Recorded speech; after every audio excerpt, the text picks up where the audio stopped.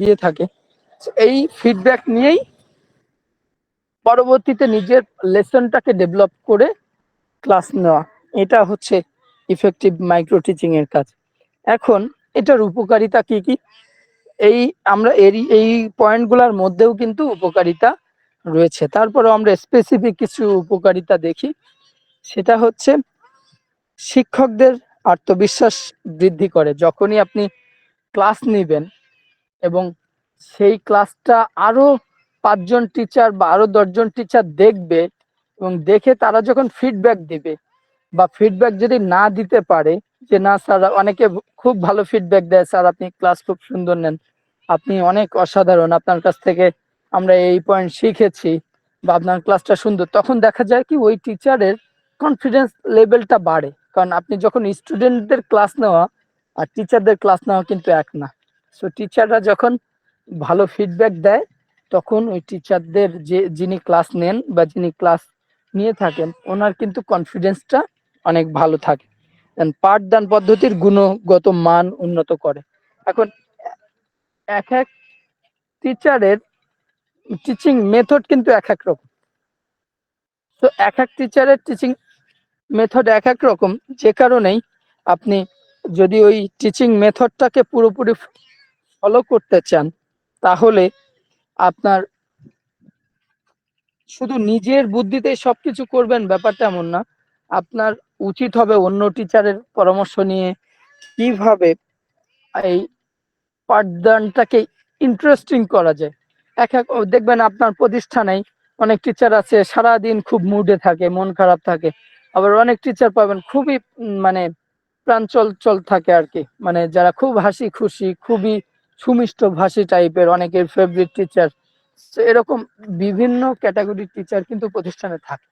So আমরা যদি effective teaching এর দিকে যাই তাহলে আমাদের উচিত হবে কি বিভিন্ন টিচারের সাথে পরামর্শ করা, নিজের ওই মেন্টালিটি থাকতে হবে যে আমি হ্যাঁ অন্যের কাছ থেকে শিখবো, কারো কাছ থেকে যদি আমি ভালো একটা টেকনিক পাই তাহলে আমার উচিত হবে কি সেটা শেখা, সেটা আমার শিখে সেটা নিয়ে কাজ করা।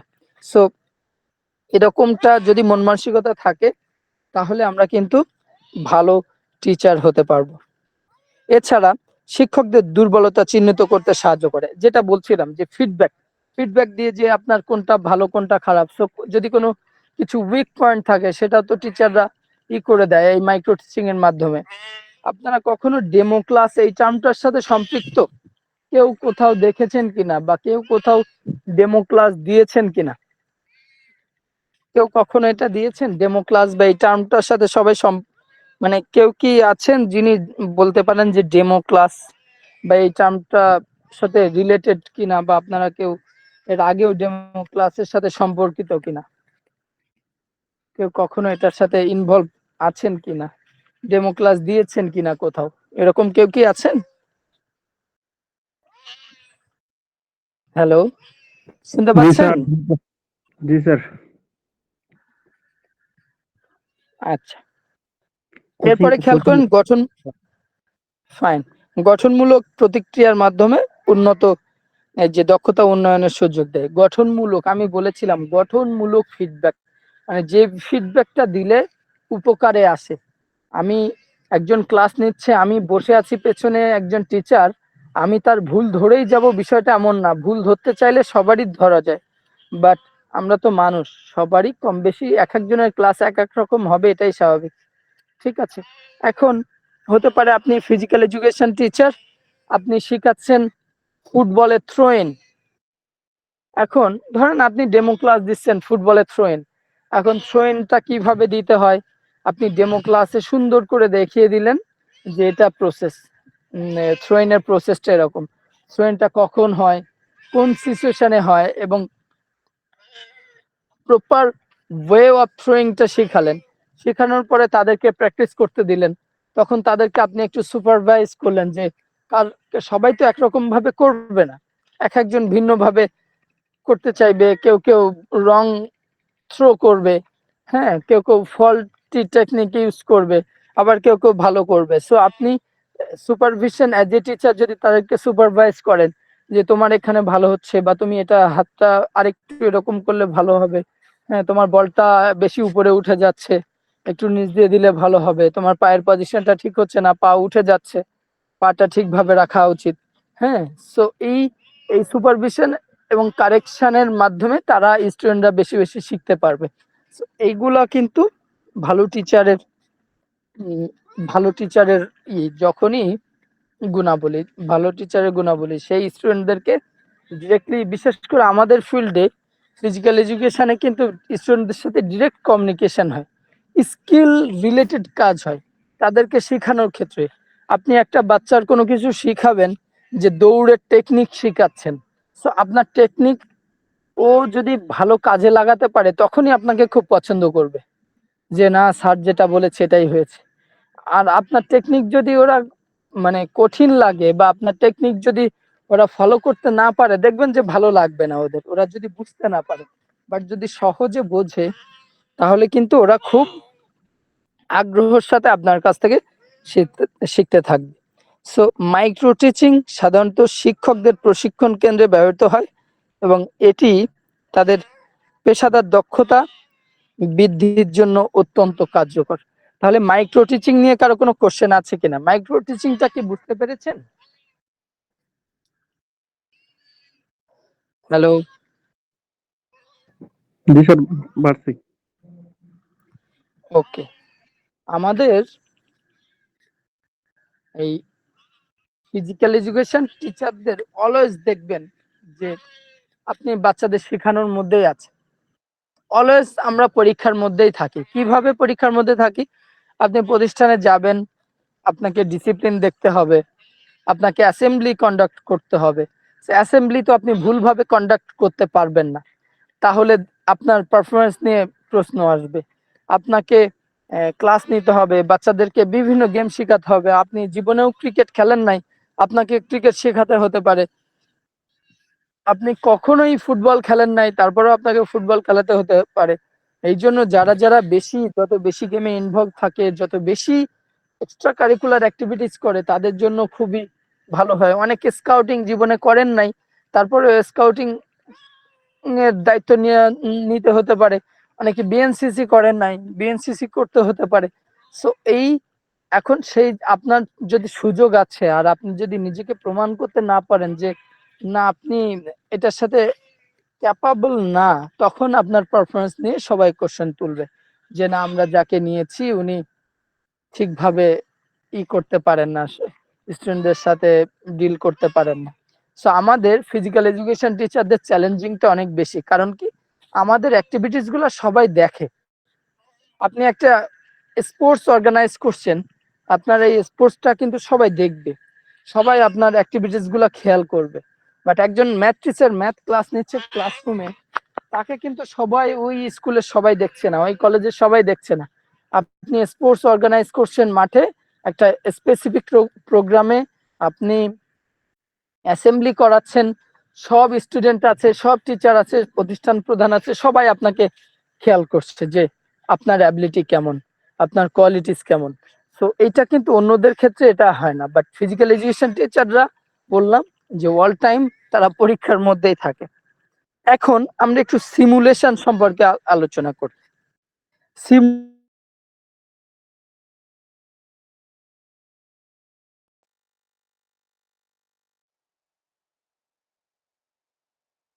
কি আসলে খেয়াল করেন।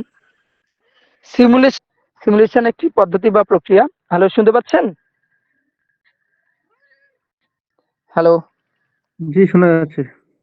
ওকে, সিমুলেশনটা হচ্ছে একটা প্রসেস যা বাস্তব জীবনের কোনো ব্যবস্থা বা প্রক্রিয়ার মডেল তৈরি করে তার কার্যক্রম বা আচরণ অনুকরণ করে। এটি বিভিন্ন ক্ষেত্রে যেমন বিজ্ঞান, প্রকৌশল, চিকিৎসা, অর্থনীতি, শিক্ষা এবং গবেষণায় ব্যবহৃত হয়। ঠিক আছে, সিমুলেশন হচ্ছে অনুকরণ। সিমুলেশনটা হচ্ছে অনুকরণ করা, কোনো কিছু আপনি অনুকরণ করছেন। এখন এটা কিভাবে অনুকরণ করবেন? বাস্তব কোনো কিছু, বাস্তব জীবনের সাথে বাস্তব জীবনের প্রেক্ষাপট প্রেক্ষাপট অনুযায়ী কোনো কিছুর মডেল তৈরি করে সেটার অ্যাক্টিভিটিস করা এবং সেটার অনুকরণ করা। কিভাবে? সিমুলেশনের কয়েকটা বৈশিষ্ট্য রয়েছে। বাস্তবতার মডেল তৈরি, বাস্তব ব্যবস্থার জটিলতা সরলীকৃত করে, অর্থাৎ জটিলটাকে আপনি সহজ করে সেগুলোর মডেল তৈরি করা হয়। পরীক্ষা ও বিশ্লেষণ, বিভিন্ন পরিস্থিতি বা প্যারামিটার পরিবর্তন করে ফলাফল বিশ্লেষণ করা। নিরাপত্তা ও খরচ বাঁচানো, ঝুঁকিপূর্ণ বা ব্যয়বহুল প্রক্রিয়ার ক্ষেত্রে এটি বাস্তবে পরীক্ষা করার চেয়ে অনেক সহজ ও সাশ্রয়ী। অর্থাৎ এই সিমুলেশন, সাপোজ আপনি কোনো কিছু একটা অনুকরণ করে একটা ডেমো কোনো কিছু করছেন, ডেমো কোনো প্রোগ্রাম করছেন বা কোনো কিছু, এখন হতে পারে কিভাবে এটা প্র্যাকটিক্যালি যদি ধরি যে আপনার কখনো সায়েন্স ফেয়ারের সাথে রিলেটেড কিনা, কখনো সায়েন্স ফেয়ার দেখেছেন? হ্যালো, অনেকের প্রতিষ্ঠানে সায়েন্স ফেয়ার হয়ে থাকে। আপনার কখনো সায়েন্স ফেয়ারে গিয়েছেন কিনা বা সায়েন্স ফেয়ার দেখেছেন কিনা? তো এই সায়েন্স ফেয়ার গুলোতে কি হয় দেখবেন, বাচ্চারা বিভিন্ন কিছু বানায়, বিভিন্ন কিছু তৈরি করে। কেউ কেউ খাবার স্যালাইন, ছোট বাচ্চারা দেখেছি খাবার স্যালাইন তৈরি করতে হয় কিভাবে, বাস্তব জীবনের সাথে সম্পৃক্ত ওরা একদম মানে লবণ থেকে শুরু করে চিনি পানি সবকিছু সুন্দরভাবে নিয়ে রেডি করে রাখে, যে ছোট বাচ্চারা শিখে যে আমরা ঘরে বসে কিভাবে খাবার স্যালাইন তৈরি করতে পারি। এছাড়া দেখবেন বড়রা বিভিন্ন কাজ করে যেটা আমাদের দেশের জন্য অনেক তারা অবদান রাখতে পারে।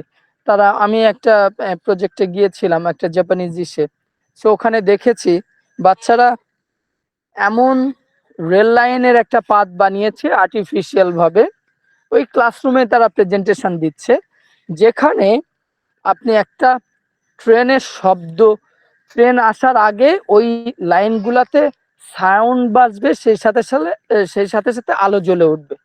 সেই আলো কখন জ্বলবে? যখন ট্রেনের উপস্থিতি তারা টের পাবে। সো এটা বাস্তব, আমাদের বাস্তবিকভাবে আমাদের ট্রেন লাইনটাকে কিভাবে আরো কাস্টমাইজ করে, কিভাবে কত কম খরচে তারা এটাকে, আর এটার জন্য খুবই কম খরচ হবে। তারা একটা উদাহরণ আমাকে দিয়েছিল যেটাতে আমরা যে পরিমাণ খরচ, আমাদের অনেক খরচ বাঁচানো সম্ভব।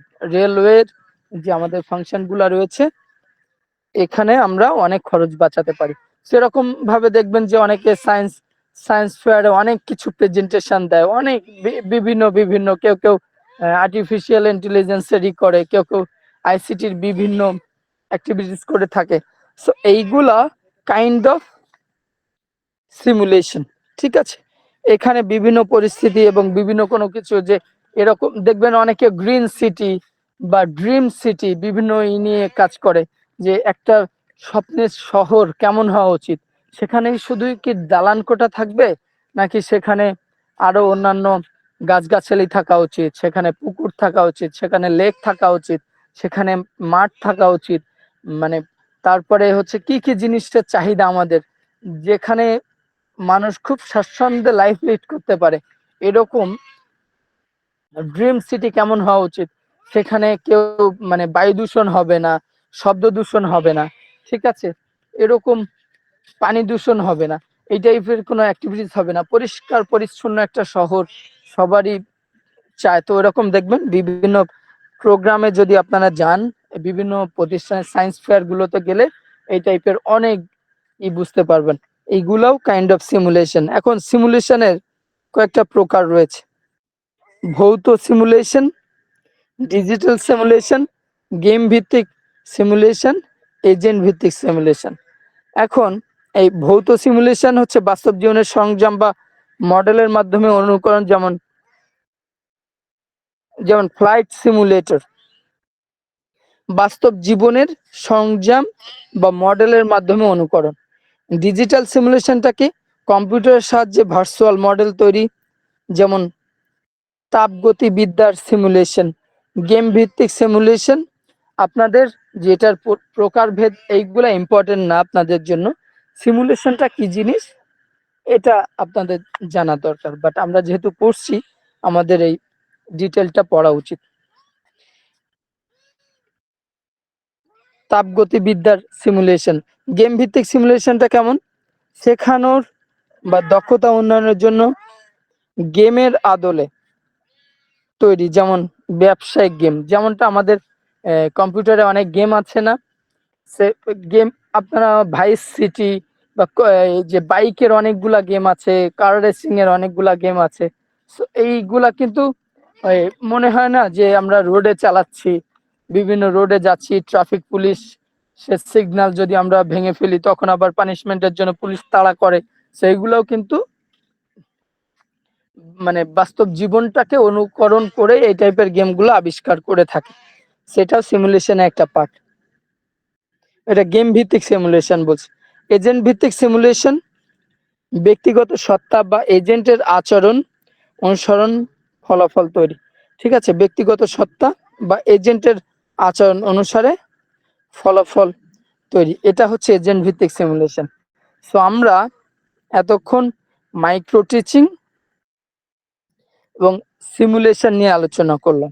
আমরা এখন আর একটা টপিক দেখব।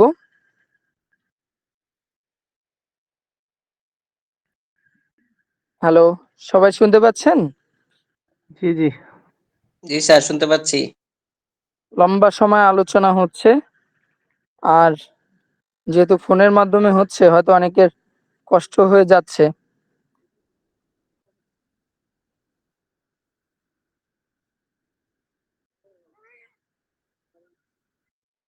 আপনার পিডিএফ গুলা সব গ্রুপে পাবেন। এখন দেখেন, মোস্ট ইম্পর্টেন্ট থিং হচ্ছে আমাদের জন্য লেসন প্ল্যান। লেসন প্ল্যানটা কি? আমি যদি খুব সংক্ষেপে সহজ ভাষায় বলি, যে আপনি একটা ক্লাস নিবেন। তো আপনি ধরেন একটা লেসন নিয়ে আজকে ক্লাস নিচ্ছেন, আপনার ক্লাসের টাইম 40 মিনিটস। সেই ক্লাসটা কিভাবে নিবেন এটার জন্য আপনার নিশ্চয় একটা পরিকল্পনা থাকবে, যে আপনি আজকে ফুটবলের মাঠ সম্পর্কে আলোচনা করবেন। সো আপনার এই কিভাবে কি করবেন শুরু থেকে শেষ পর্যন্ত পুরো যে প্ল্যান, এটাই মূলত লেসন প্ল্যান। স্যার ফোনটাকে স্যার অটো রোটেট করে স্ক্রিনটাকে একটু আড়ে ধরলে পুরো ফুল স্ক্রিন আসবে স্যার।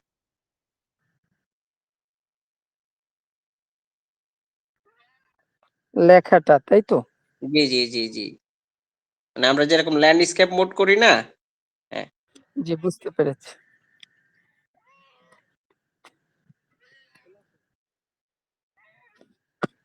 হ্যাঁ, ভালো বলেছেন। দেখতে পাচ্ছেন?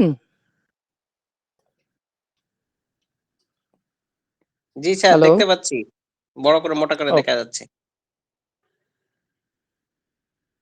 খেয়াল করেন, লেসন প্ল্যান তৈরি করার জন্য একটি সুনির্দিষ্ট কাঠামো বা ফরম্যাট প্রয়োজন। এটি বিষয়বস্তুর উপর নির্ভর করে পরিবর্তিত হতে পারে। নিচে একটি সাধারণ কাঠামো এবং উদাহরণ দেওয়া হলো। অর্থাৎ আপনি যে ক্লাস নিবেন, আপনার ক্লাসের যে প্ল্যান, কোন সময় কি নিবেন, এটা কিন্তু টিচারের প্ল্যান। এখন এই টিচারের প্ল্যানটা আপনি কিভাবে আপনার টিচারের কাছে থাকবে, এটা কিন্তু স্টুডেন্টের কাছে থাকবে না। আপনি কোন সময় কি পড়াবেন, কোন সময় কি করবেন, কোন সময়টাতে আপনি জিজ্ঞাসা করবেন, কত মিনিট পরে আপনার ক্লাস শেষ করতে হবে।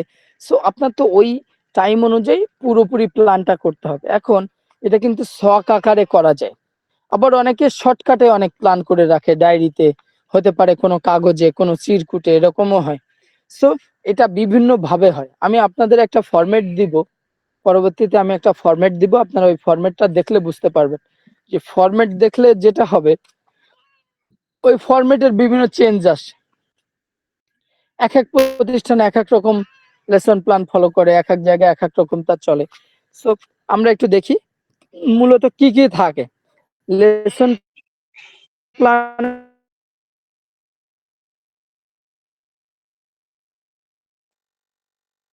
যে ফরম্যাট, ওই ফরম্যাটে কি কি থাকে? আপনি একটা ক্লাস নেবেন, তাহলে বিষয়, পঠিত বিষয়, বা আপনি কোন ক্লাসের জন্য পড়াচ্ছেন সেটা, এটা একটা বেসিক একটা দিয়েছে। এখান থেকে আপনারা চাইলে কমিয়ে বা বাড়িয়ে দিতে পারেন। এখান থেকে কোনো পয়েন্ট যদি আপনার মনে হয় যে এটা আমার দরকার নাই, আপনার স্কিপ করতে পারেন। আমি একটা জাস্ট উদাহরণ হিসাবে দিয়েছি। ওকে, কোন ক্লাসের জন্য? ধরেন আমি দিলাম যে ফার্স্ট এইড, ফার্স্ট এইড হচ্ছে আমার টপিক, এখন এটা আমি ক্লাস 9-এ পড়াচ্ছি। ঠিক আছে, সময়, কোন সময়, এইগুলা হেডিং এ থাকা উচিত, একটা লেসন প্ল্যানের হেডিং এ এগুলা থাকা উচিত। সময়, শিক্ষার উদ্দেশ্য, অর্থাৎ আজকের এই যে লেসনটা আমি ফার্স্ট এইডটা পড়াবো, এই ফার্স্ট এইডের আমার উদ্দেশ্য কি থাকা উচিত? উদ্দেশ্য থাকা উচিত যেন তারা ইনজুরি থেকে নিজেদেরকে দূরে রাখতে পারে, সামহাও যদি তারা ইনজুর্ড হয়ে যায় নিজেরাই যেন নিজেদের ট্রিটমেন্ট করতে পারে। এরকম কয়েকটা উদ্দেশ্য নিজের মতো করে আমি ফার্স্ট এইড দিয়ে এক্সাম্পল দিচ্ছি। শিক্ষা উপকরণ, আমি ফার্স্ট এইড শিখাবো আমার ক্লাসে, আমার কাছে কোনো ব্যান্ডেজ নাই, আমার কাছে কোনো অ্যান্টিসেপটিক লোশন নাই, আমার কাছে কোনো অ্যান্টিসেপটিক ইকুইপমেন্ট নাই, বা গজ নাই, বা কোনো কিছুই নাই। আমি কি ফার্স্ট এইড ক্লাসটা ইফেক্টিভলি নিতে পারবো? নিশ্চয়ই পারবো না। সো আমার এই ক্লাসের জন্য কিছু উপকরণ দরকার, এটাই হচ্ছে শিক্ষা উপকরণ। বুঝতে পেরেছেন? ফার্স্ট এইড, তাহলে কারোর যদি কেটে যায় আমার একটু তুলা দরকার, তাহলে ওখানে ব্যান্ডেজ দরকার, বা ওখানে আমার হচ্ছে কি বলা যায়, ওখানে ক্রিম, অ্যান্টিসেপটিক ক্রিম দরকার, হ্যাঁ স্যাভলন, এই টাইপেরই দরকার। So আমি যদি প্র্যাকটিক্যালি নিয়ে যেতে চাই ইফেক্টিভ ক্লাসের জন্য আমাকে নিয়ে যেতে হবে। আর এটাই হচ্ছে শিক্ষা উপকরণ। পাঠ পরিকল্পনার যে এই লেসন প্ল্যানের যে ধাপ, এখন ধাপগুলো দেখেন, এটা আপনারা এতক্ষণ যেটা দেখেছেন 1 থেকে 5 নাম্বার যে পয়েন্ট, এটা হচ্ছে হেডিং। এখন স্টেপগুলা কেমন, 6 নাম্বারে খেয়াল করেন। পাঠ পরিকল্পনা ধাপ সমূহ, উদ্বোধনী বা পরিচিতি। আপনি একটা লেসন পড়াবেন, তার শুরুতে আপনার ইন্ট্রোডাকশন অফ দ্য লেসন থাকে না, যে আজকের ক্লাস এরকম এরকম, বা আজকে আমরা গত ক্লাসে এটা পড়েছিলাম। শুরুতেই আজকের ক্লাসে আমরা এই ফার্স্ট এইড জানবো। সো আমরা জানি ফার্স্ট এইড আমাদের কখন প্রয়োজন হয়, খেলার মধ্যে হঠাৎ করে ইনজুর্ড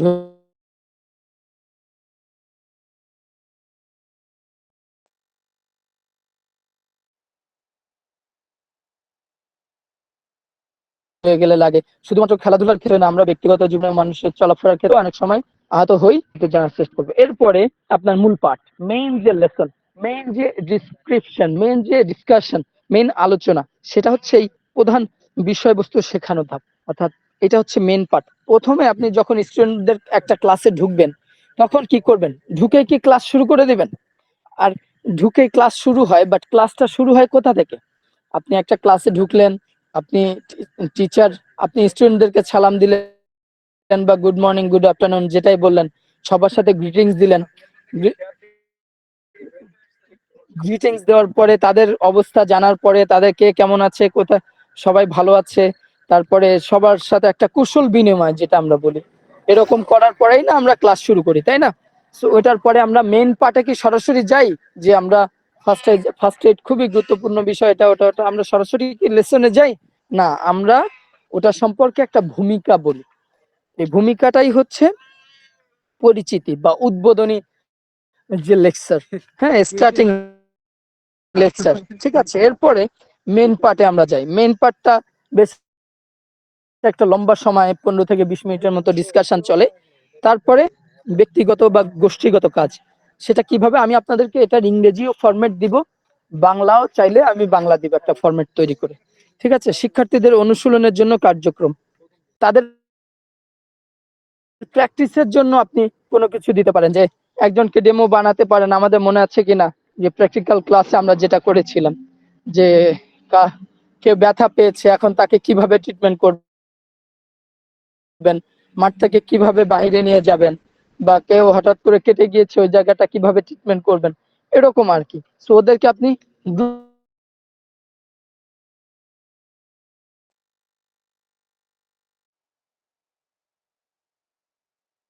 গ্রুপ ওয়ার্ক দিতে পারেন, পেয়ার ওয়ার্ক দিতে পারেন, বিভিন্ন ভাবে তাদের কাজ দিয়ে তাদেরকে শেখাতে পারেন ওই ডিউরিং দ্য ক্লাস। এরপরে আপনার ওই আলটিমেটলি আপনার লেসন কিন্তু শেষ, বিষয়ের পুনরালোচনা বা সারাংশ দরকার। সো ওই ইকুইপমেন্ট গুলাও কিন্তু আমাদের সাথে রাখতে হবে। হ্যাঁ, ওই ইকুইপমেন্ট গুলা সাথে রাখতে হবে। কারোর এই যে হাতের হাত বা পায়ে যদি মচকে যায় তখন কি করতে হবে, কারো কেটে গেলে কি করতে হবে, ঠিক আছে, কেউ ব্যথা পেলে কিভাবে আইস দিব, আইস দিলেও তো আইস দেওয়ার একটা সিস্টেম আছে, সো আমরা ওটা কিভাবে দিব, এই সবগুলো কিন্তু আপনার ক্লাসের পার্ট হিসাবে থাকবে। সো শেষে অ্যাট এ গ্লান্স আবার পুরোটা ব্রিফ করতে হবে যে আজকের ক্লাসে আমরা কি কি আলোচনা করেছি। আজকের ক্লাসে আমরা ফার্স্ট এইডের এই বিষয়গুলো আলোচনা করেছি। ঠিক আছে, এটা হচ্ছে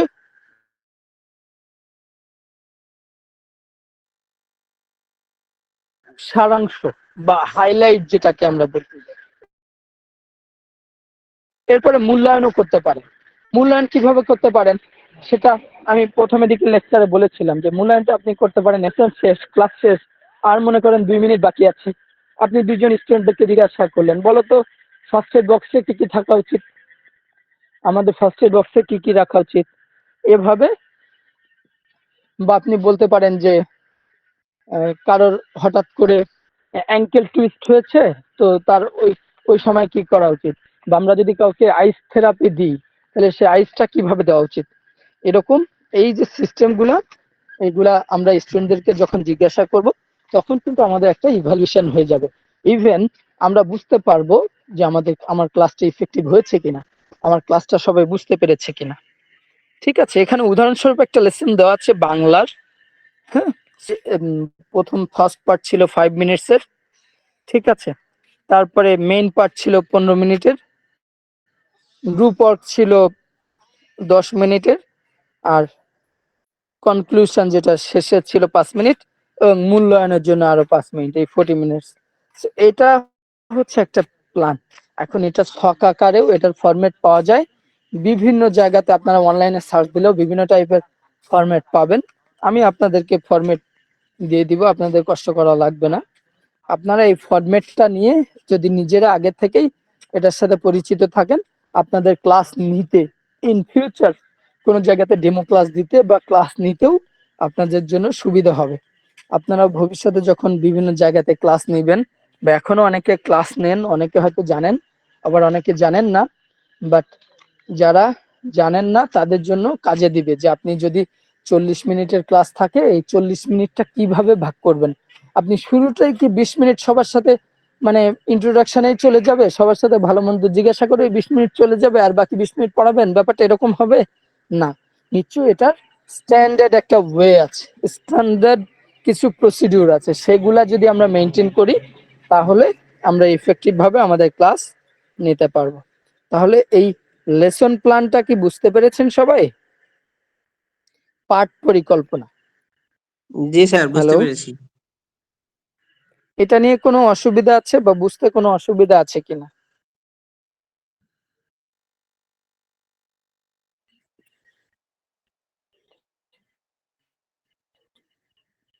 হ্যালো, হ্যাঁ স্যার, বুঝতে পারছি।